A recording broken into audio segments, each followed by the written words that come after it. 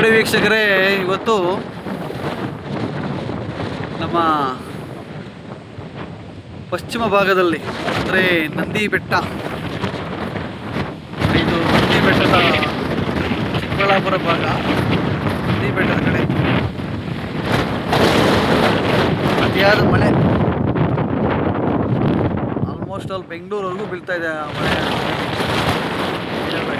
ದೇವನಹಳ್ಳಿ, ಚಿಕ್ಕಬಳ್ಳಾಪುರ ಭಾಗ, ನಂದಿ ಬೆಟ್ಟ ಎಲ್ಲ ಮಳೆಯಲ್ಲಿ ಆ ಕ್ಲೌಡ್ಸಲ್ಲಿ ಮುಚ್ಚೋಗಿದ್ದಾವೆ ನೋಡಿ. ಗಾಳಿ ಬೀಸ್ತಾ ಇದೆ. ಚಿಕ್ಕಬಳ್ಳಾಪುರ ಭಾಗ ಅದು, ಈ ಭಾಗ ಇದೆಯಲ್ಲ ಇದು ಚಿಕ್ಕಬಳ್ಳಾಪುರ ಭಾಗ. ಇದು ನಂದಿ ಬೆಟ್ಟ, ಮಂಚನಹಳ್ಳಿ ಬೆಟ್ಟಗಳು, ಸೊ ಎಲ್ಲ ಕ್ಲೌಡ್ಸಲ್ಲಿ ಮಳೆಯಲ್ಲಿ ಮುಚ್ಚೋಗಿದ್ದಾವೆ ನೋಡಿ. ಈ ಕಡೆ ಕೈವಾರ, ಕೈಲಾಸಗಿರಿ, ಸೀತಿ ಬೆಟ್ಟಗಳು ಇವು. ಆ ಕಡೆ ಮಳೆ ಬೀಳ್ತಾ ಇದೆ. ಚಿಕ್ಕಬಳ್ಳಾಪುರ, ಇವನ್ ಚಿಕ್ಕಬಳ್ಳಾಪುರ, ತುಮಕೂರು, ದೇವನಹಳ್ಳಿ, ಬೆಂಗಳೂರು, ಆಲ್ಮೋಸ್ಟ್ ಅಲ್ಲಿ ಬೆಂಗಳೂರವರೆಗೂ ಒಳ್ಳೆ ಮಳೆ ಆಗ್ತಾಯಿದೆ.